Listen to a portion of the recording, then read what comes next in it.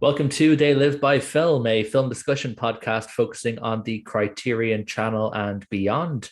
My name is Adam Lundy, and I am joined as always by my co-hosts Chris Haskell and Zach Bryant.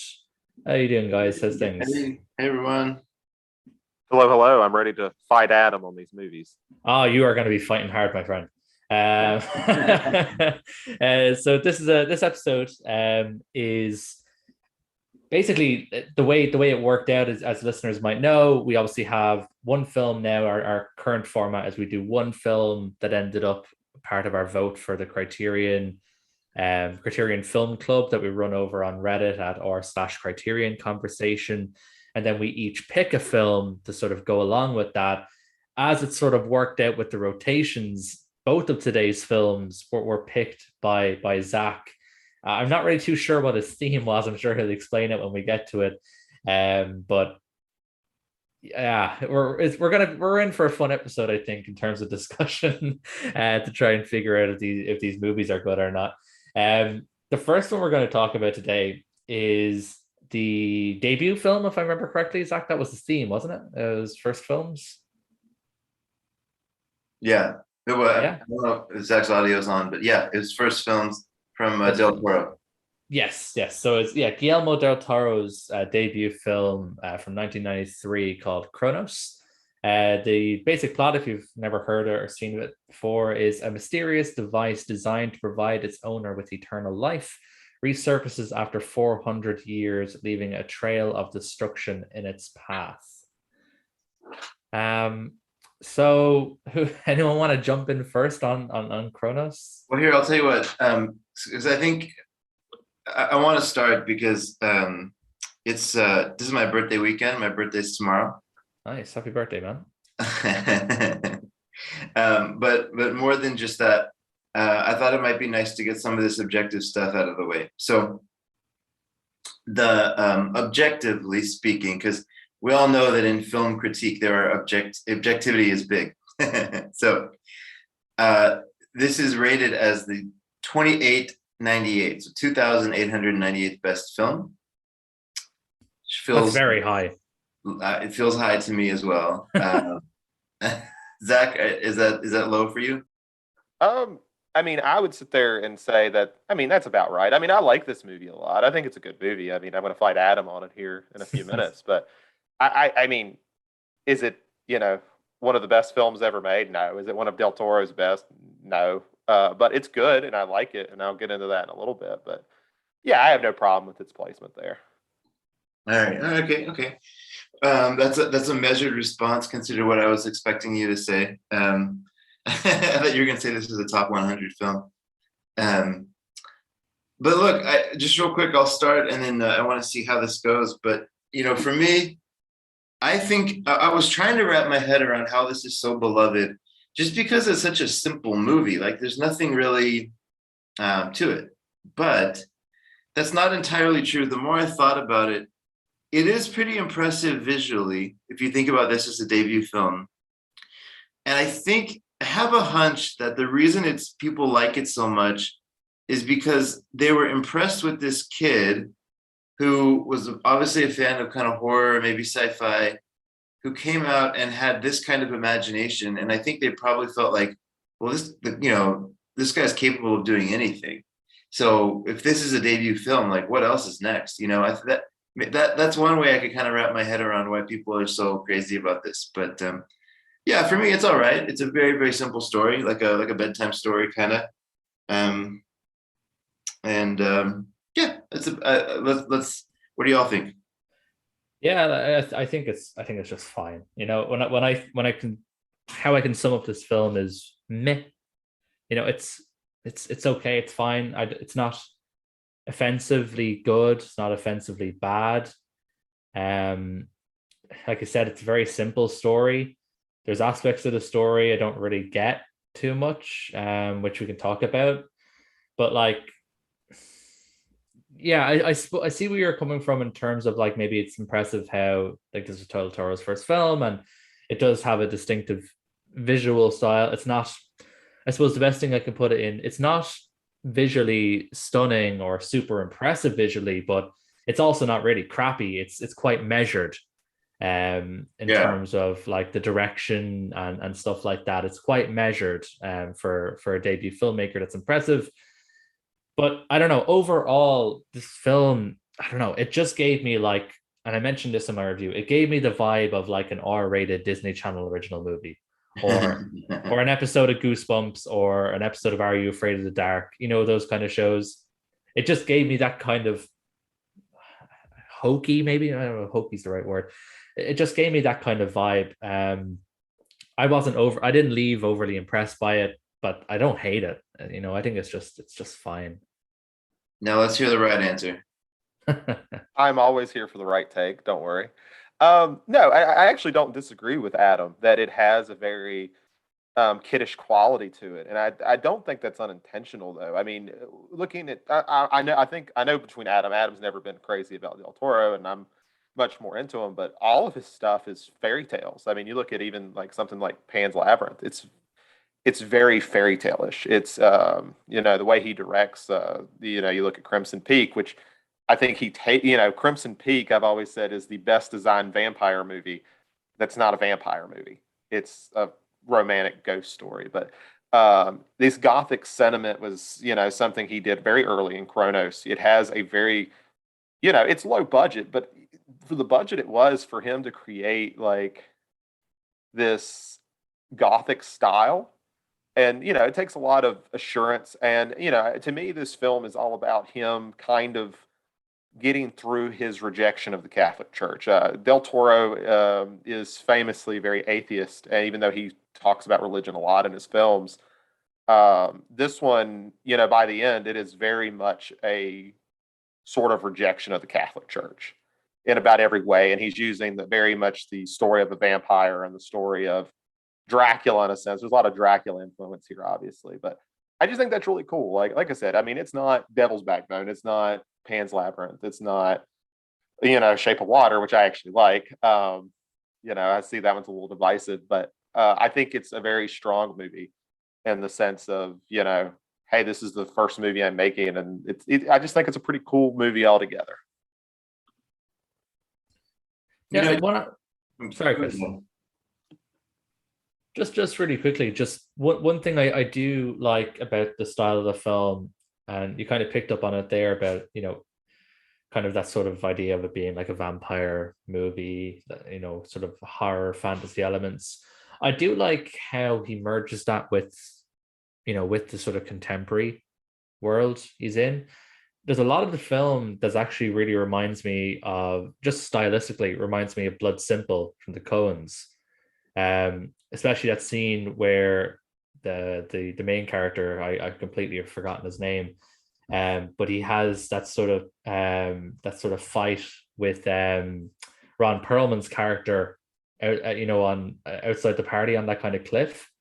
I don't know. There's a lot sort of stylistically that, yeah, you definitely see the sort of fantastical / horror-y stuff, but I think he does take a lot of cool nuances from like neo noir and merges it a little bit as well.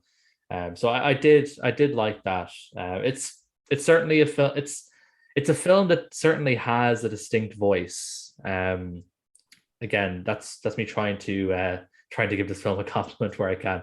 It's certainly a film that has a distinct voice, and it is, even though I'm not a big Del Toro fan, I don't overly love any of the films I've seen by him. I've always just thought they're fine. Certainly they all have a distinctive voice. You can tell that this is by the same filmmaker that did Pan's Labyrinth, even though they're completely different films. He is an auteur in that sense. So I wonder if I kind of like half jokingly but half serious think that like James Cameron is not really a filmmaker as much as he is like this brilliant kind of engineer and like technician, right? Like he builds like revolutionary technology for the film industry. We're filming the hot takes next, Chris. Don't worry, we're getting there. Well, and not to get into a big argument on that, but I wonder if Del Toro is his strength as a filmmaker is just as a set designer and sort of somebody who knows how to create mood. Like that's he starts like that's where his comfort zone is. And maybe some of the areas that are lacking for me are in the writing, which is Del Toro films. There's never you're never going to say that they're necessarily strong on writing. And I don't think they're just No, and different. I don't ever think that's the intention. Like I've always been one that says, I feel plot is probably the least interesting part of any movie. Like I just don't, when people talk about like it doesn't have much of a plot, I tend to don't care. I'm usually not there for it. It's cool if it hasn't. It's cool if it's well plotted, but I don't really care as long as I understand what's going on. His are incredibly simple to, maybe to a fault, but you know, you look at this. I mean, it's a pretty straightforward vampire story as far as it goes. But I think, that's to help in a way distract. It helps it not distract from his stronger elements, which you mentioned is creating mood, creating atmosphere, that style. I think it keeps that from feeling as distracted because that's really what he wants to show off in a sense. Yeah, right. Yeah, it's definitely a kind of a style. There's an aspect where it's more content on style and mood and atmosphere than necessarily on plot. There's a phrase that I'll save because I think it fits better in the next film we're going to talk about later on. So I'll save it in the back pocket for now, but it could also be used to describe this film. The writing you brought up, this is something I kind of had a problem with. And it was just sort of maybe I'm just not remembering correctly here. I just looked up the characters' names and I kind of did a bit of an eye roll. You can't see it because my camera's off, but I couldn't remember the main character's name. His name is Jesus Grease, and Ron Perlman's character is Angel, which both look and sound like Jesus and angels. So that kind of made my eyes roll a little bit. Might be a bit too on the nose. But yeah, with one thing I can't remember, and I don't know if just because it's been a couple of weeks since we watched this, like, was there ever any real motivation given for the main character to actually even, want to be immortal? I feel like it's just they made him want to be immortal because they needed something to kick off a plot. I don't recall that ever being expositioned. Exposed. I don't know what the right term is. I mean, the way I kind of view it is it's a very, I'll take it because my reading of this film is a lot of, the rejection of the Catholic Church, the rejection of that idea of eternal life, where Del Toro is very, very much atheist in that sense. But it's this idea that it's a fear that most people do have. It's a fear of moving on, and it's a fear of not knowing what's next. And so at his age, that's just, something that's very naturally there for him. That, sense of almost like an addiction to life, that addiction of not letting it go. Instead of, a lot of vampire stories actually are used as a drug addiction sort of plot. This one's more of taking it a little bit more literally into the sense that I think he has an addiction to staying alive because he doesn't know what's next. And I think that's a thing, people who are non-religious may deal with, because of the sense of, you don't have that, however you view it as something next. It's this is it, and how do you accept that sort of idea? I feel like that should have been. I don't like to be spoon fed, but I also don't like to be presumptuous. When I watch a film, I feel like that I certainly get what you mean. Yeah, for sure. That sort of sense of mortality, kicking in. You have an opportunity to stay alive. When you're that age, you're going to take it. But I feel like it's just it was never. I don't know. I just felt like we could have done with something to make us realize this is why he's gone to all this absolute hassle. And to the point where he doesn't even want anyone else to get the device. I don't know if it was even explained really how the device works. So two people can't use it. Is that how it works? Or but I don't know that was necessarily okay. Again, it's been a few weeks, but I don't remember it being something that he chose. I remember it being something that happened to him. But like once this is what I'm wondering now. Does this change? Like when he first uses this accidentally, obviously he finds the thing at the very start of the film. So this is not a spoiler. He finds the golden scarab or beetle, whatever it is, and he doesn't obviously know what it is. Right. He just finds it and it attaches itself to him, and he starts to undergo that transition. Is this film's equivalent of someone being bitten by Dracula and then they don't have a choice. They're kind of bound to this thirst and hunger for immortal life. Is that Yeah, because there is that scene. Because the first time it happens, it isn't on purpose. It just sort of yeah? happens. It bites into his hand, and then he gets this like itch that just will not go away. And he has this idea finally to just put it back on his hand. It might be a stretch for a reasoning point. That's kind of goes back into the writing issue, but and that works. That actually does take away that itch for him. So he kind of figures out, you know, Okay. that So I need to keep doing this because okay, you I can't appreciate stop. 'Cause that. if you stop, it's over. That clears that up then, because I keep forgetting this is kind of like a vampire movie. I think that's kind of my problem. So it's not that it's not that he was actively making the decision, I'm going to keep using this so I can stay immortal. It's the fact that once it's been used once, kind of like a drug or whatever. I know we talked about the drug addiction aspect, when it comes to allegories for vampirism. So it is kind of like that in that sense. He's used it once now, he can't really stop. Yeah, and this is one thing that I will give Del Toro credit for. This came up a couple times in the discussion, and I do think is a unique thing, and I do like, he, if you look across his filmography, he tends to sympathize with the monster. Mm-hmm. And yeah, he's very very not Dracula, very Frankenstein in a way. Yes, yeah, and I do like that about him. Like, here's this guy turning into a vampire, but he's the hero of the story, right? And he doesn't want to drink blood, and he's fighting it, and it's contrasted with that older guy who's the boss of Ron Perlman, and then Ron Perlman himself. But they have the lust and the hunger, and they're willing to do anything to get it, and the person who is the monster kind of doesn't want it, So I thought that was a good call out, I guess, as far as like a different angle on this. I do actually want to bring up. Sorry. No, go ahead, sir. I was just going to say, I actually do want to bring up Perlman's character because I actually think he's really interesting in the sense that, he's kind of he's the English speaker because his Spanish is so awful, which I think is just kind of funny. From my understanding, Del Toro made him so over the top because it was kind of his revenge against how American films treated Mexicans and these stereotypes. So he did the same thing with Perlman, which I think is funny. But one thing that I think is interesting with Perlman is he doesn't really care as much about the scarab or the device. He just wants his uncle to go away.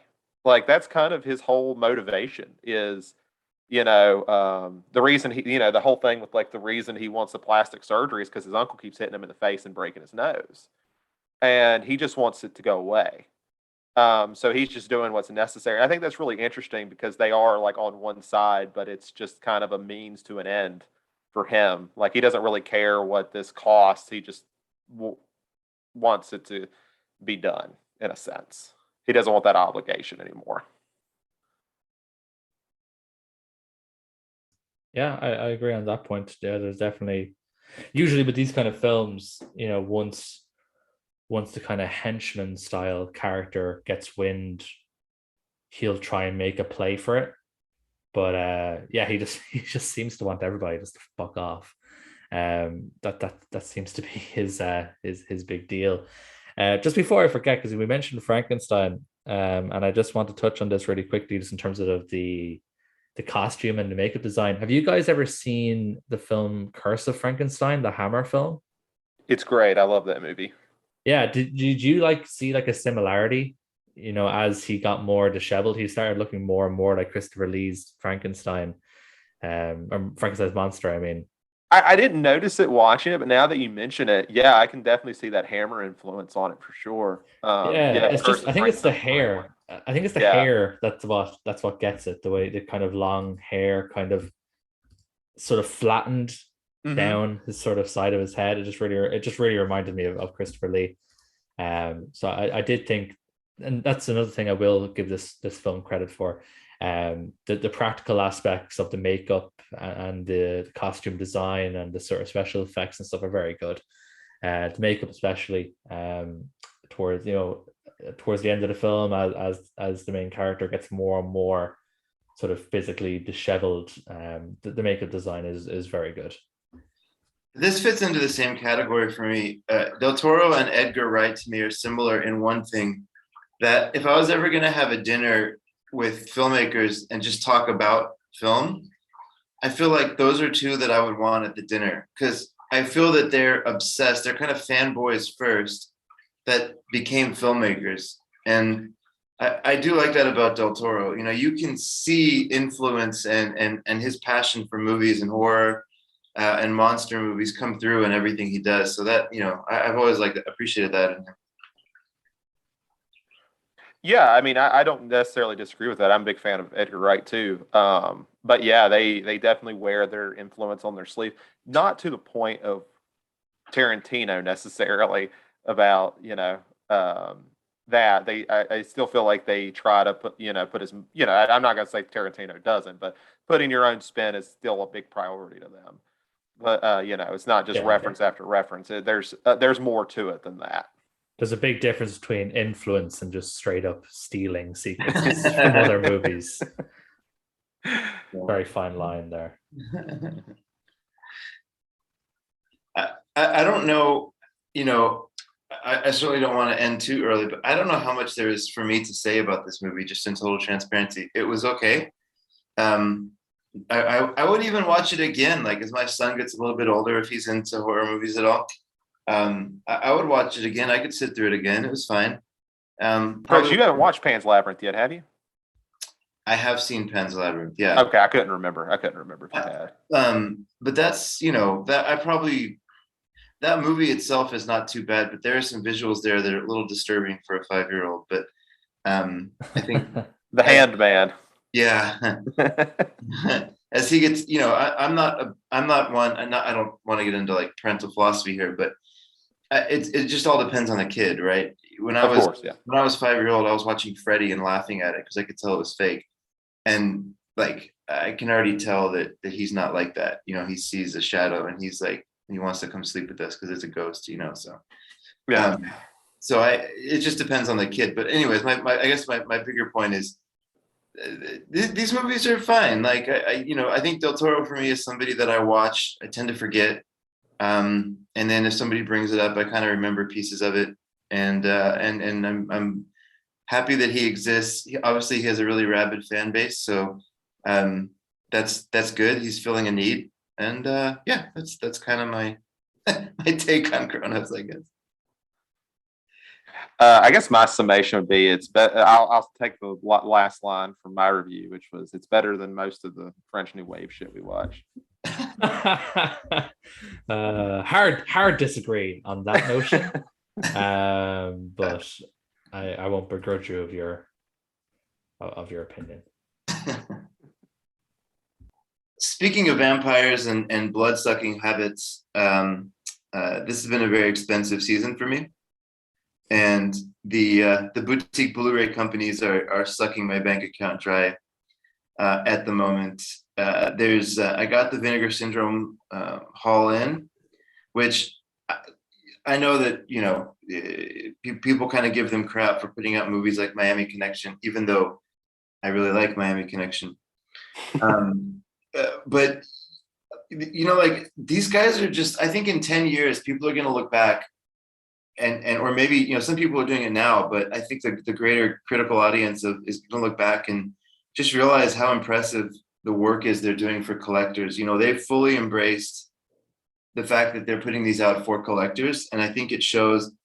That we talk a lot about the Synapse episode that just came out. We talked about this idea of like putting out definitive editions, and I think Vinegar Syndrome does that. In a way that I've always been impressed with. And so when, Voyage of the Rock Aliens comes in a slipcover that's had custom art designed, and it has special features, and it has a 2 or at least a 2K scan, possibly 4K, but that's the best that movie's ever going to get. And so I think I like what Vinegar Syndrome's doing. And they're putting out bigger and bigger movies now. So, one of their archive titles that they just put out, which is, do y'all remember hearing that? That it was just one line that Curtis said when they had interviewed, but he said he confirmed that Vinegar Syndrome Archive is their action line. I don't recall. Anyways, which kind of makes sense if you look at their titles, but he did confirm that's their intent there. But, this movie Red Surf has George Clooney in it. DD Pfeiffer. So they're getting into these bigger titles. And I think that that's going to continue. They had, what was the other one recently? Death Wish 2. So they're starting to break into bigger titles. And I have to imagine that's going to continue. And then the only thing I just want to shout out too is I've had the busiest 2 weeks of work that I've probably had in 10 years. I've been staying up till like on Thursday night, I stayed up till 3 a.m. finishing up sales presentation that was due on Friday. And it was a 4-hour presentation. So work has been insane. So I haven't gotten to Ilya Muromets yet. And that's killing me because I want to see that movie so bad. But I also just want to call out that their partner labels are putting out movies like that. Movies like The Coca-Cola Kid, movies like Inspector Ike. These are like they're getting Buster Keaton Rides Again, which was his last feature film that was happened to be shot in Canada. It's like this is amazing that you can buy these movies on their store. So I'll end it at that. Just a little bit of love to Vinegar Syndrome and their partner labels and kind of the engine they're building. Yeah, like we brought this up, on Collection Corner. It's been brought up when we speak to, the people involved in these companies. But the fact that you can buy a really great edition of pretty much any shitty film that's ever been made is, it's great. Even though a lot of stuff that maybe Vinegar Syndrome or other companies might not be everyone's cup of tea, it's great for the people who do like those kind of movies to have access to really like amazing editions of these films. Yeah. I'll hop in on mine real quick. I don't have anything to talk about from what I've purchased. There is just some news that kind of been trickling through for a film that I love, and I'm really excited for more people to sort of see it and appreciate it. So we obviously found out that Janus and Criterion had acquired the rights to David Lynch's Lost Highway. There was some kind of rumblings that it would have been, whether it was going to be just another Blu-ray, whether it was going to be a 4K scan, what was the situation going to be. And it looks like it's been confirmed that it is going to be a 4K release. Probably, I assume 2023, as Inland Empire has now been confirmed for 2023. I can't imagine Lost Highway is going to come out before that. But yeah, I don't know if you guys have seen Lost Highway. I think when I asked you guys this before, it was a no on both accounts. Is that right? I've not seen it. No, I haven't. Wanted to. It's such a great film. And I think a lot of people have either avoided seeing it because I don't think it got the best reception when it came out, or just been avoiding seeing it because I don't think it's been readily available. I think Kino might have put it out before in like a I was about to note edition. that Kino was crying about the 4K release because that's kind of been their thing for the last year. Yeah, but if I remember correctly, a lot of people weren't happy with that release because it was like bare bones, because Lynch wasn't really happy with it either. Whereas Lynch is working with Criterion on this release, so hopefully there'll be a bunch of great special features to go along with it as well. But I'm just really excited for more people to see it. It's probably like my third favorite David Lynch film after Mulholland Drive and Twin Peaks Fire Walk with Me. It's a really fantastic film. It's certainly very Lynch in terms of its plot and everything like that. Has some violence, has a lot of gratuitous sex and nudity. But it's it's like a really effective film, just in terms of its atmosphere and the sort of sense of dread that Lynch is able to sort of cut through. A lot of people kind of call it an early sketch of Mulholland Drive, and I that's kind of, but I do think it's its own separate film. It's a different beast. It has some really great performances in it, from Bill Pullman and Patricia Arquette. Even what's that crazy dude? He even shows up. What's that dude? Gary Busey even shows up. Okay. It's a really great film. I'm looking forward to more people getting to see it. It doesn't have a region B release, so I'm hoping Criterion will also put it out here as well. If not, it's one I'll definitely be importing because I have it on DVD as part of like a DVD box set that came out like 10 or 12 years ago. So it's in a really sort of outdated format here. So I'd love to get a a copy of a new scan from Criterion one way or another. And I'm just looking forward to more people seeing it and appreciating it because it's an awesome film. Well, if they're putting out, if they've confirmed Inland Empire for next year, then there's a good chance your theory about a Lynch box set might be true. Then, if they're getting Lost Highway, so hopefully this is a good sign for that. Yeah, I think at this rate, the only films they won't have the rights to is Dune, Wild at Heart, and The Straight Story. I think they have everything else. Yeah, and I've Wild at Hearts with Shout, and then Dune is with Arrow. Yeah. And Straight Story is on Disney Plus. I did not, for some reason, never occurred to me that's a Disney film. It's a Disney film, yeah. So that's why they probably won't get the rights to it either. Although I can't imagine it's a movie that makes Disney a lot of money. So who knows, they might be open to licensing it. Well, funny enough, I hadn't seen it. So I was like, oh, well, I'm going to watch it. It's on my girlfriend's Disney Plus. I tried for 20 minutes trying to get that thing to load on Disney Plus. And I was like, I think they just don't want it to load. Because I was like, well, let me see if something else will load. And it loaded just fine. I was like, great. Wow. Awesome. Disney is trying to bury it. Disrespect. They're anti-Lynch. What about you, Zach?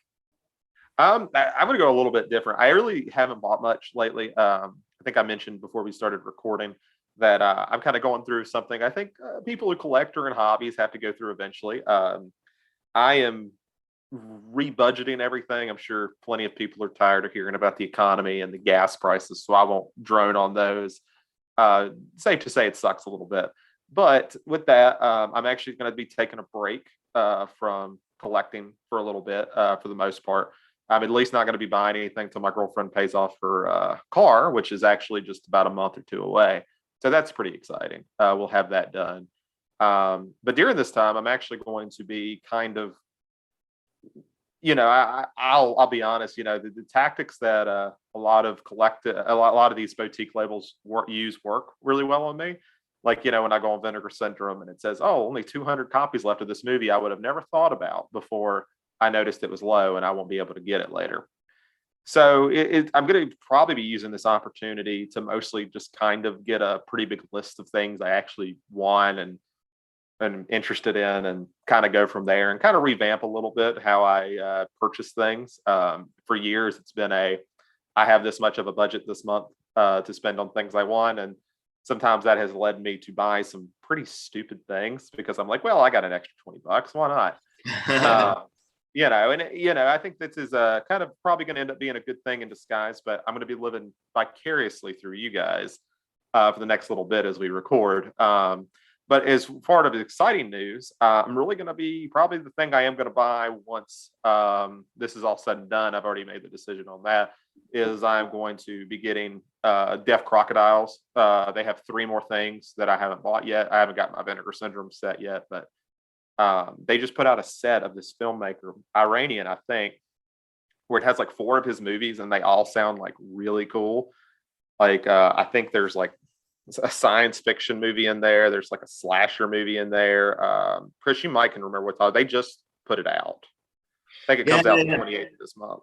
I'll have the answer in just a second here, because I think to your point, Deaf Crocodile, the team behind that was programming the American Cinematheque for maybe still actively doing it, but at least 20 years. So they know, not Craig, but Dennis over there knows. I mean, he's a walking encyclopedia on film, and I think it's showing in some of the releases they're putting out, because they've just been awesome so far. Yeah, and I mean, they look good. I mean, it's kind of cool. They're picking out like these genre films that I would say a lot of them have been forgotten, or they had a bad edit. I think the Russian one, who's I'm not even going to try to pronounce, it's like Sword and the Dragon. I know it's had like a bad cut through the years, so it's kind of nice to see what was intended and go through the whole thing. So I'm really excited to check that out when my box gets here. I'm not a subscriber, so it'll be like 4 more months, but I'll look forward to it then. It's called The Time-Bending Mysteries of Shahram Makri. That's it. Yep. Yeah. Yeah, it looks like a cool set. I'm pretty excited to get that, which I don't even think it comes out till the end of this month. So no rush there. They shouldn't run out of copies. Yeah, yeah, I don't know. I mean, it's crazy. That's they're yeah, as of right now they still have over 1,000, so I guess you'll probably be okay. But Yeah. um, these movies do sound really interesting. So they have he has a meditation on the American slasher film, political thriller, new wave science, sci-fi vampire movie, and then an offbeat Jarmusch meets Tarantino indie mystery. Yeah, I mean, it all sounds up my alley. I've never heard of them, so that's going to be kind of fun to go through once I get it. Maybe it'll end up on, Vinegar Syndrome. I have like a good 50-50 shot. One of these movies will end up on Tubi. It's interesting, Zach. You might appreciate this, and Adam, you might appreciate this as well here. So, there's a little known filmmaker, Adam. I don't know if you've heard of this guy from Iran named Abbas Kiarostami. Sounds like a hack to me. I don't know. Yeah, some film school dropout. Yeah. But he said he left a crypt. There's a movie he made called 24 Frames, and he on screen there was a cryptic message that just said Shahram Mokri, which is the name of this filmmaker. So I guess he was a big fan. Oh, that's cool. Okay, that's really neat. Yeah, here you go. There's a little background there. All right, and welcome back from Collection Corner. Now we're going to be moving on to our second film, which I got to choose. Pretty excited about. It's Gore Verbinski's 2016 film, A Cure for Wellness. It's about an ambitious young executive sent to retrieve his company CEO from a mysterious wellness center at a remote location in the Swiss Alps, but soon suspects that the spa's treatment are not what they seem. So the question really becomes, I already got a little bit of a hint that Adam doesn't really care too much for this movie. I don't know what Chris thinks. So how should we start this? Positives or negatives? First off, can you explain why you chose this to pair with Kronos? Wait, I want to guess. Okay. Okay, I won't Chris. I'll let Chris guess. First of all, it was cool to see the dad. What's his name? Lucius Malfoy here in a bigger role. Yeah. Jason You didn't Isaacs. say Lucius Malfoy. I would have his name. Jason Isaacs. Jason Isaacs. Thank you. Yeah. Turns out he's a pretty good actor, I think, or at least I think he does menacing well. He also does that great in The Patriot. Okay, I believe Yeah. that. Okay, so this movie does not have a ranking on the Issue Pictures. I think part of it could be it's still relatively new. Come on now. It's 6 years old. If it was going to be there, it would be there. It should be there. Part of it is also because I think Gore Verbinski probably doesn't. He does have some films on the list, but I think people view him as a populist filmmaker, which doesn't necessarily help people all the time on that list. But okay, if you think of the way that children are used here, and the way that there's like kind of a tie-in to immortality. I think what you're going to say, Zach, is something along those lines. In a sense, yeah. It's basically it's two movies that use these seemingly man-made devices for eternal life. Yeah. Okay. And like I said, spoilers. Sorry for anyone who's going to watch this movie. I can't really give that away without it. But it's the reason I didn't tell you guys what the connection was, because that's kind of a big part of it. Okay, I was going to guess style over substance. So. Oh, don't worry. We'll have a discussion about that later. Style over substance. That was the phrase I didn't want to use in describing Kronos. So I wanted to save it for this instead. But Gore Verbinski is a guy that I've known about for a while. When I was in my punk phase, he directed the music video for NoFX. I don't know if y'all know that band, but he kind of came out of that scene, and then obviously he got his big fame for Pirates of the Caribbean movies, right? Well, I think probably The Ring was probably his big breaking point, was the remake of The Ring. And then, the Pirates films. That's a good point. Yeah, The Ring put him on the map as a director who can handle that material. And the movie made a lot of money too, right? Yeah, it did. It it's better than Ringu. So I understand why. That's a hot take. That is a hot take. I haven't even seen Ringu, and I think it's a hot take. The video is way creepier in the ring. It's way better. It's much more effective. Nice. And there you heard it here first. He also did the Budweiser Frog commercials. That I did not know. Oh, well, there we go. He's up there with Scorsese now, I think. And then to his credit, there's a silly little movie that I remember liking. I don't know if it's held up well, but there's a movie he made in 2001 called The Mexican with Brad Pitt. I think it's pretty solid. He did some interesting dramas because he does The Weatherman with Nick Cage as well. Yeah. Yeah, so he could handle dramas at times. And then I think people would be remiss if we didn't bring up Rango. I think that's his most beloved movie. It's probably my favorite of his. Yeah, it's good. But what about The Lone Ranger? If I had room on my hot take ones, that would have been on there. I actually like The Lone Ranger. Oh, wait, hold up. He did Mouse Hunt. Okay. He did, yes. Officially Kino. This dude is officially Kino. He did Mouse Hunt. Verbinski's been around forever. I think he was started in the early 90s. Wait, this is not called Mouse Hunt. This is called Mouse Trap. At least it's called Mouse Trap over here. Yeah, it's Mouse Hunt over here. I remember this film being called Mouse Trap. I need to make sure that I'm not making. It could be a difference because we have Board Game over here.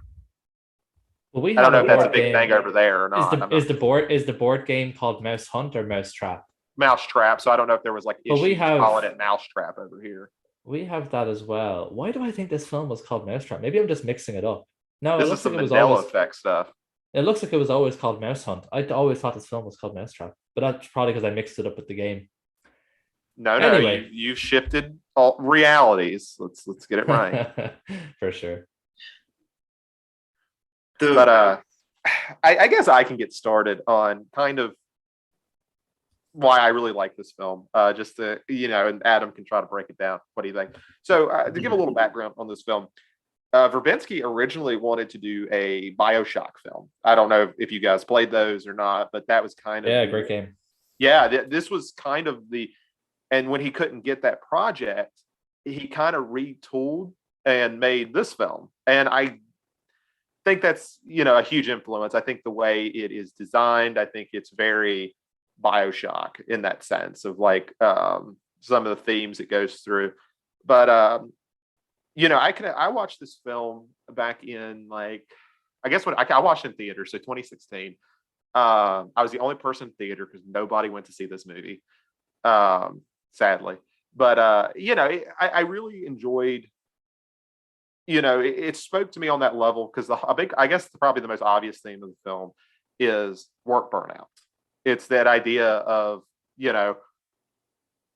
working to an end. The CEO is that's what the wellness part is, I guess, supposed to be. And what we'll get to the end, I'm sure, because you kind of have to talk about the end of this movie. And I think I connected with it a lot because of that. But beyond that, I just really love the look of this film. I love the gothic nature of it as this film goes on. It starts out in this very corporate, gray, monotone look, and it slowly transforms into this very gothic type of horror movie.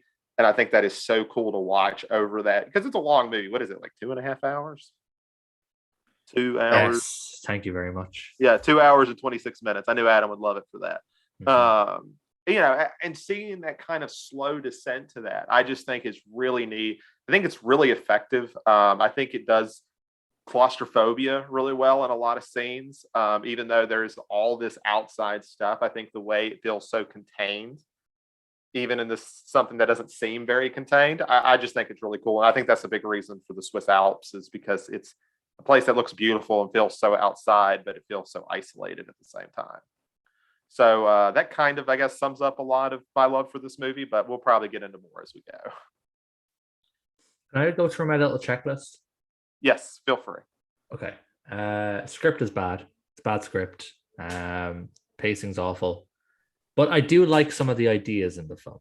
So it has some neat ideas. You kind of picked up on some of them, this idea of corporate burnout, leading to, trying to become a person, a human being again, when you're sort of been burned out on the corporate chain. I think that's a cool idea. And the other idea is sort of more towards the end of the film with how the sort of plot went in the last kind of 30 minutes, which I won't talk about, explicitly right now anyway. I like that. I thought it was cool. But overall, I think the script is bad. It's way, way drawn out. This is a film that does not need to be 2.5 hours long. This should have been like a nice 100, to maybe 120 minutes, and it would have been a nice tight picture. But it's so drawn out that I forgot what was even happening half the time, because I'm like, this dude is still here.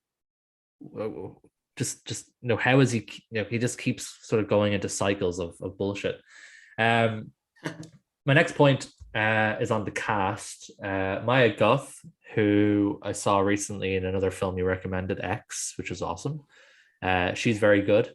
She's very good in this film. Jason Isaacs, as we already mentioned, is awesome in this film.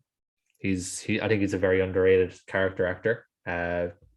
Very menacing, as we mentioned. We talked about when you picked this film, and I saw that Dane DeHaan was in it. I'm like, geez, I forgot about Dane DeHaan. I wonder why he doesn't get more work. He was really good in The Place Beyond the Pines and Chronicle. And now I realize why he doesn't get more work, because he's just like a 30-year-old man in a 15-year-old's body. Didn't take him seriously at all in this film as a corporate businessman. He just looked like some dude wearing his dad's suit the whole movie. I think when you have this kind of film, your main character needs to have a sense of gravitas about them. Dane DeHaan is the absolute opposite of that. He has all the charisma and gravitas of a teaspoon. I think we'll probably talk. I have something for that, so don't let me forget. I will talk about that. Well, I think one film we'll probably talk about in relation to this, Shutter Island, because they have similar ideas. Leo DiCaprio's. You need a Leo DiCaprio in this kind of film, I feel, to be really drawn in, and Dane DeHaan doesn't have that. As you mentioned, extremely stylish film. I think the visuals are very, very good. It has a bit of hokey CGI every now and again, but I think the film looks super stylish. And one thing I did really like about the film, which you might be surprised about by the way I talk about this, one thing I really liked is its ability to make you squeamish without having to rely on gore. That's one thing that this film does very, very well. And talking about The Ring, Verbinski's film, that also does that really well. I love a horror film that can make you feel squeamish without having to rely on like over the top gore. The original Halloween did it, other films have done it, and I think this film does that really, really well. But I think ultimately, and I'm hoping over the course of the next few minutes when we talk about this, you might turn my brain around on this a little bit. But I just don't really get the point of this movie. I don't really know why it exists. I just don't get it. I just don't. I came out of this film at the end thinking, I don't really have anything to take away here. It just kind of felt like pointless scenes happening for 2.5 hours. And I'm hoping maybe you'll turn my mind around about that. That's my little checklist on for things that I did and didn't like about this movie. So, well, I think it's maybe Chris's turn to talk about what he thinks, and we'll see where that goes.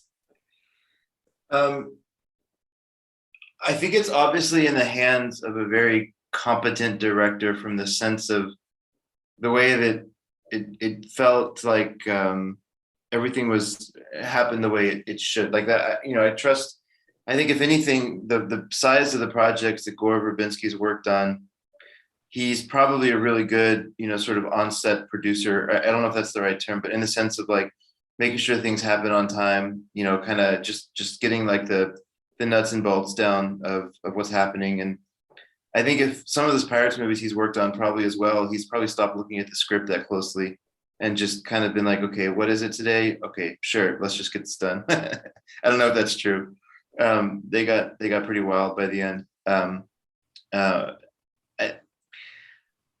So I think the movie looks beautiful, actually. Like the cinematography was quite striking. My biggest issue with it was that, although I do agree it was good when there was eels, or when he wanted to creep people out, that was done well. I think it was done well on an island, and I don't think it integrated into the story well. The movie kind of felt um, like two genres that were kind of mixed together a little bit for me, or like it was like the horror elements were kind of forced in a little bit, and especially at the end when there was like a reveal for one of the characters that are not fully who you thought they were. You got to see their true form. It felt very hokey and campy, which maybe that was the intent. If that's what we hear, that's okay. But it was set up to be, like you said, more of a Shutter Island type, or one of these where it's like a psychological type movie. And then by the end, it just had kind of like a campy, sort of goofy, like what's that Marvel movie where well, I guess, wait 1 second, I can't say anything because that's spoilers. I know exactly what film you're referring to, and I feel the same way. Yeah. Anyways, and maybe that's the intent, which in that case, I guess he did it right, but it felt like he was trying to make something serious, and I had a hard time taking it serious. So that's my biggest critique. Okay, so I'm gonna kind of touch on a big one. I want to touch on is something Adam was discussing. Was the way?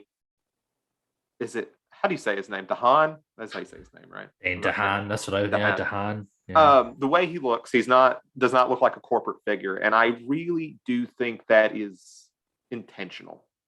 So we learn within the film that his father had committed suicide when the stock market had crashed. That he kind of took on. You say he looks like he's wearing his dad's clothes, and I think that is very much the idea of it.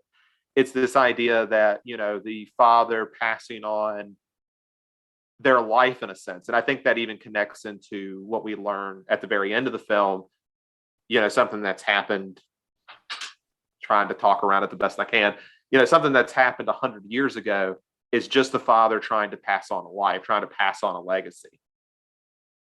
It's the same problem. It just looks different. The difference between, hundreds of years ago to the corporate world of today, that legacy is still the cancer of a sense to the next generation. It is that thing that can't go away. I feel of obligation that, if you're a baron, you have to continue because you have power, you have success. And the same thing when your dad was a big part of the corporate world, you become a part of that, even if it doesn't fit you properly, even if it's not what you want.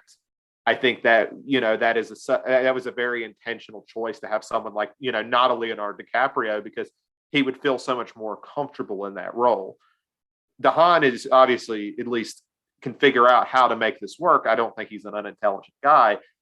He just, like you said, he's not charismatic. He's not what you'd expect out of it. He just knows how to undermine the system enough to be successful, which is how he basically threatened into bringing back the CEO. That's kind of my 2 cents about a big part of the film, and why, I'm okay with someone like that, because I think it fits for what they're going for by the end. Somewhere out there, Gore Verbinski is listening to this podcast and writing what you said down to try and oh shit, this is how I should have justified this when I'm talking about this movie. Have you all ever heard of this podcast called Blank Check? No. I've heard of it. Yeah, I don't think I've ever listened to it, but I've definitely heard of it. It's really good, by the way. If I can direct people to the second podcast, because obviously listen to ours first, but it's very funny, very, very funny. But the whole premise is around directors that are so successful that they get a blank check to go direct like a personal project for them. And this is like the epitome of a blank check kind of movie, I think. Like this is he just made Disney billions of dollars, and they've opened up a theme park based off of the movies he directed and all this stuff. So he got to make this movie. Probably didn't have a lot of creative checkpoints, like governance or accountability. Probably they just said yeah, man, you're Gore Verbinski, go make what you want. And I think maybe some of that would have helped here. I didn't hate this movie. I did hate it at 2.5 hours. I think that it's just hard to take something that's the idea of like an episode of TV and stretch it to 2.5 hours. Like, I don't think there was enough meat on the bone. No. I think you could even go a tight 90 and I'd be okay. Adam, you gave it credit to go to 2 hours, maybe, but the way that this story is told and laid out, there's like 5 key beats you have to hit. And after you hit those beats, you want to just kind of get through it and see the result, see the ending, So that's my biggest, that's my biggest critique on the movie. Is it just by the time you get to the second hour, you're like, there's 30 more minutes of this. Like, what's going Yeah. on? No, But I bet you agree. didn't predict how the last 30 minutes was going to go. I mean, I didn't like, not exactly, but I wouldn't say that I was, sitting there like, oh wow, what a twist. I wouldn't say it's on the twist just as much as it just goes so off the wall. Yeah. It goes completely off the wall, and that's another reason I just love this. I like movies, these big budgeted movies, because you get so used to what's the safest route, and it's like especially when you get into like some of these, you get into expensive films like this, because this was made for a good chunk, especially for horror. And it's just like, we're going to go this direction where we're going to do some incestuous stuff. We're going to be doing some eels. We're going to do some eternal life. It's just, I like it. I like that it went that route because it just seems so unusual for this type of project. Yeah, So- I did like the ending as well. I just didn't like how long it took us to get there. As Chris said, there's a lot of scenes in this film that feel like their only purpose is to create atmosphere, which is fine, but I don't think it earned a lot of it. I don't like as cool and as sort of off the wall and crazy the ending is, which it is. I definitely have to give props there. Like, I didn't necessarily see the twist coming, it's not that I didn't really see the twist coming, but I was surprised about how kind of like, how crazy they took it, if that makes sense. But yeah, I don't think it really earns most of the sort of self-indulgent-y, let's just have a scene where we can make some people scream and squirm in their seats, but for no real actual payoff. Like the scene where like his tooth, he pulls his tooth out of his head and stuff. And it just kind of feels like in the long term of the film, it just kind of feels a bit pointless. Like they could have, like we said, I think they could have made a film whose ending was just as effective, even if we gutted out like 30 minutes of stuff that's not even really exposition. It's just kind of there because I assume Verbinski thought it'd be cool. So it's like, this scene would be cool. And no one kind of said to him, yeah, but like, do we need it? You know what? One area that I think they could have cut. We don't have to play the we don't have to play the whole we don't have to find an hour of cuts. But one thing I think they could have cut was the whole Miss Watkins story with the puzzles. Like that, none of that was necessary. It was maybe cute for a minute, like that he had this friend and she was like onto it, but they beat her as crazy. Whatever, maybe. But there's other ways to do that are much faster.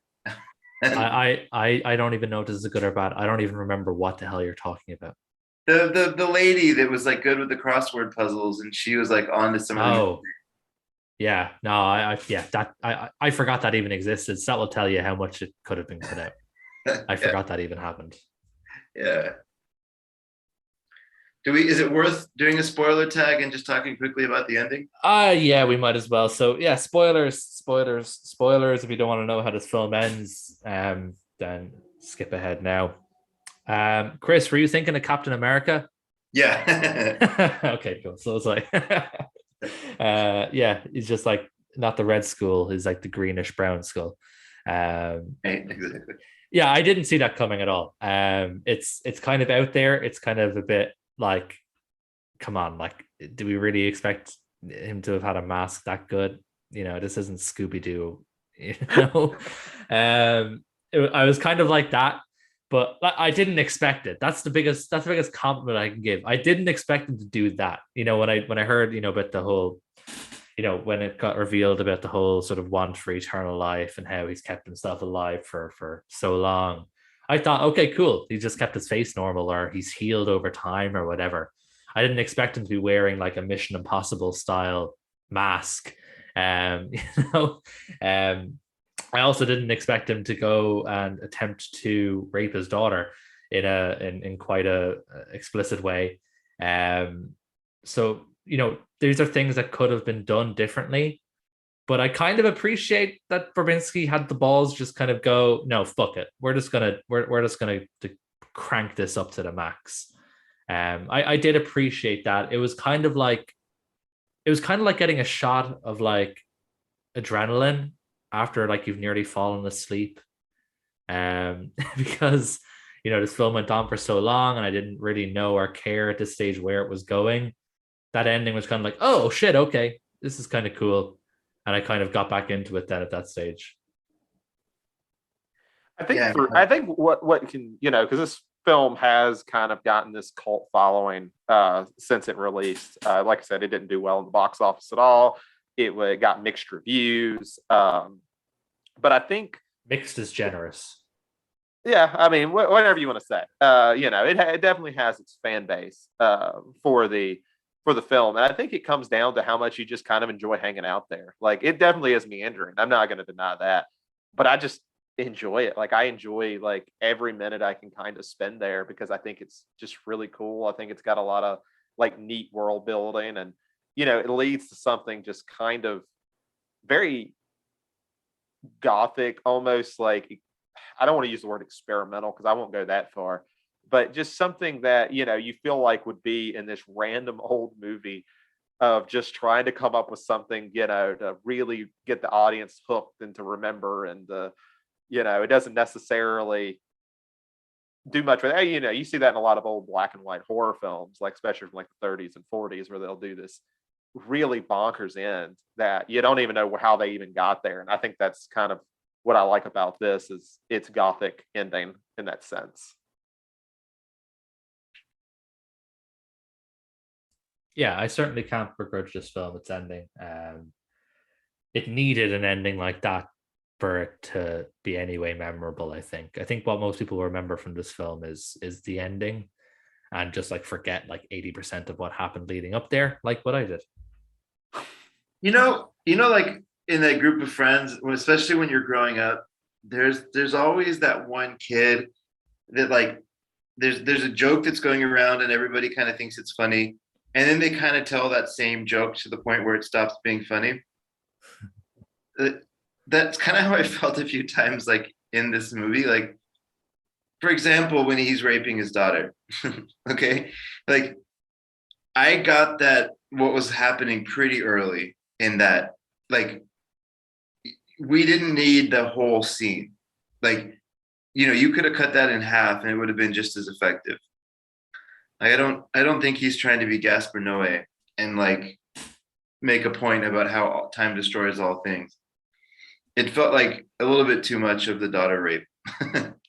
like, I mean, I'm kind of using that term on purpose just to kind of be provocative. I think especially with how young the character is and how young Maya Goth looks. I had to look her up afterwards. I'm like, oh shit, wait a minute. Like, I did the same thing. Because like I've seen her in X recently, and obviously like that film has like pretty gratuitous nudity. It's a film about a porno, so it's obviously going to have that. So I was like, okay, this came out 6 years ago, and X came out this year, and she looked pretty young in X. Like, geez Louise. Like, I hope Cora Verbinski didn't shoot in Switzerland for other reasons. But no, she's older than I am. Yeah, she looks young. I think she's like 29 or something. So she's older than me as well. So she just looks young. But yeah, pretty fucked up scene. Memorable though. But very fucked up. But I suppose it's supposed to be fucked up. There's one thing I want to just call out really quick before in this segment, though, Zach. There's something I picked up on this, which I think is worth mentioning. Both in Cronos and in this film, you kind of tied it to like things you were going through, or how the film affected you on a personal level because of like job burnout, or in Cronos it was how your father was a vampire. I forget exactly what it was. Very similar, yeah. And I do think I wanted to like call that out specifically because sometimes movies just hit, right? Like I will defend Action USA till the day I die. Not because I'm trying to be funny, but because I have such a great freaking time watching that movie. I don't care about other people's opinions of it. Like, that's a great movie. I think it's currently top 15 for me on my list. I'm not going to argue that the script is great or like whatever. Actually, that's not true. I would argue the script is great, but like, I'm not going to argue that it's a fantastic piece of filmmaking from like a film study perspective, but like it just hit. And I think that the theme that I'm picking up from the way you're talking about these movies is Kronos and A Cure for Wellness. You enjoyed them, but also they tapped into something that was like personal to you. And for that, like, I mean, I would never argue against that. That's, you know. I mean, I guess, if you're gonna, for me, I guess when you look at like art, that's kind of the main part, right? Like, I think we all do it. We all criticize, we all write different reviews, and we try to look at things in a lens of from an outside perspective. But I mean, really, art is at its best when it's all about the personal. I mean, I'll kind of whore myself out a little bit. I just wrote a huge, long Jurassic World Dominion from the perspective of me and my girlfriend going as her as a massive Jurassic Park fan. That's kind of the main point of that is how much can you really criticize when you watch someone else and how much they care for it. Like, in that sense of, yeah, there's still things I have issues with. There's still this, but at the end of the day, it kind of did its job for at least some people. And that's kind of cool. Like, maybe nothing I'll ever fully understand, but that's really cool in that sense. Yeah. Yeah, it's kind of like that idea where you can argue a film is shit, but you can't really argue to somebody's feelings or opinions on a film is shit. For the most part. Hot takes is coming up, but for the most part, like, I will argue that this film isn't very good, but I have no problem with Zach not, I have no problem that Zach thinks it's good. Like, because why should it? It's a personal thing. Yeah. Like you mentioned Action USA, like I'm the same with Inception. Inception is an incredibly important film to me because it ignited that love of cinema in terms of like a more serious aspect for me. Before, films were simply entertainment to throw on when I'm bored. Mm-hmm. But now there's something different, and Inception is what woke that up for me. And people like to shit on Chris Nolan. Hey, I like to shit on Chris Nolan, but that film is important to me, and it hit on a very personal level, and I have a lot of nostalgia for it because of that, that kind of internal reaction it had for me, as a teenager. So yeah, like, I don't think The Cure for Wellness is very good, but I have no problem with Zach, has a love for it, or anyone has a love for it. Yeah. Because everyone's different. Art is subjective, as I always like to comment on those freaking Reddit posts where people are like, "Am I a bad person for not liking Godard?" No. Art is subjective. You don't have to like everything just because a lot of other people do. And same vice versa. You don't have to hate something just because other people hate it. I mean, or in the case of that specific question, you probably are a bad person, but at some point you do have to accept that you're just not going to be perfect, right? As an individual. Well, I think I actually picked maybe a bad choice with Godard because there's a lot to hate with Godard. So maybe I should have chosen someone like Kubrick or Scorsese or something instead. Well, and I think this is kind of an issue we've seen, online is great. I love talking about movies with people, but it's something you see a lot online where there's almost like this snowball rolling effect to where it's almost like this black and white of either, it's overwhelmingly people like it or overwhelmingly they hate it. And that nuanced middle ground is kind of shrunk, at least in my perspective of what I see a little bit more now. And that's tough to find. So when people sit there and say, I really don't like something, it's almost like an attack in that sense, when it's like, no, they can just not like it. It's fine. They're not being contrarian because they don't like something. Exactly. Yeah. That's actually, this is extremely cheesy of me. So forgive me, listeners, and Adam and Zach, forgive me too, but I'm going to reference one of our other episodes. So Synapse is a lot of controversy right now for some of the recent releases where there have been some rights question marks. But if you listen to Jerry talk, he says it in a way that I think is has some wisdom in it. He's like, look, we're selling these movies, right? People like what we're putting out, but all you hear is the vocal 2.5% on one side that are antagonistic and maybe trolling a little bit, and then there's another 2.5 that will defend us no matter what we do. And there's a bunch of people in the middle that just kind of like a good product and just kind of want to buy it and keep it on their shelves and don't say anything. And I think it's similar for what we're talking about, right? Like there's probably a lot of people that saw Cure for Wellness and were like, it was all right, and just kind of went about their life. Just you don't have to like jump one side or the other and kind of have this like opinion where you're ready to go to war for what, right? Yeah, and I mean, it's always that vocal minority. I mean, and it's I guess the frustration comes when that vocal minority thinks they're in the majority. Yeah. I won't call out anyone like Star Wars fans, but I'm sure you can get who I'm talking about. Or people that like the MCU, even though I'm one of them. So we're going to wrap up this week's episode a little bit differently. Normally we do any other business, but what we're going to do instead, I'm just going to talk briefly about what to expect in the next episode. There might be another interview in between, so it might not be the immediate next episode. It might be in 2 weeks' time. But obviously, as you guys all know by now, we have this new format where we pick a film that's been voted on as part of the Criterion Film Club on Reddit. And then one of us in a rotation order gets to choose a film to watch alongside that.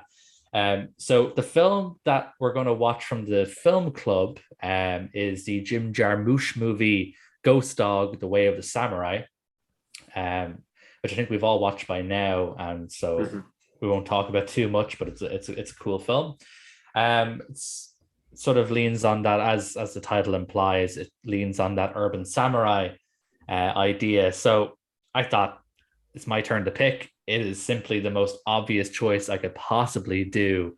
And it would be crazy if we didn't pair this with the Jean-Pierre Melville film Les Samurai with Alain Delon, which is also available on the Criterion channel. So that's what we're going to be talking about in the next normal episode. The urban samurai films, Les Samurai and Ghost Dog: The Way of the Samurai. That'll be exciting. I don't. Have we watched a Melville film? I don't think we have we? I don't think we have as part of the club. No, I think he's one of the sort of few of the big French directors we haven't watched. Then yet. This will be my first one. He's a great filmmaker. Like, he makes really good crime films. He's not a new wave guy. He's before the new wave kind of kicked in. So. Oh, good. It might be better than Chronos then. So cool. Yeah, like he makes really good crime films. He has a great film called Le Cercle Rouge about a heist, and then he has a really great film about the French resistance during World War II, which title has just literally left my brain a second ago. He did Bob Le Flambeur as well. He did do Bob Le Flambeur. Yeah, he did. Are you talking about the Enfant Terrible or whatever? No, I need to look it up. It's actually going to really annoy me. Army of Shadows. Army of Shadows. That's a great film. Yeah, Le Samurai, obviously, as we said. He made another really good film called Le Deleuze, which Quentin Tarantino said is his favorite film script ever. That's a really good sort of crime film as well. He did also another film called Leo Marin Priest with Jean-Paul Belmondo which is not a crime film. It's about a sort of small provincial town in World War II, and a priest sort of meets with a few of the people in the town, just sort of talks about life and stuff. But I realized I've actually seen quite a few of his films. So I've seen 1, 2, 3, 4, 5, 6. I've seen 6 of his movies. And they're all great. I literally don't have a bad word to say about any of them. So I'm excited to watch a Melville film with you guys. Great. And this will be interesting anyway, since we're going to be going to hot takes at some point. For Chris, he's a huge Jarmusch fan, and I am not. So this will be fun. Though I did like Down by Law. That's kind of been my exception. And I'm very middle ground on Jarmusch. So I'm the centrist here. Because I've only seen 2 and I really liked one. I thought the other one was just okay. And then we have Ghost Dog. So yeah, I think that'll be interesting. Can't wait.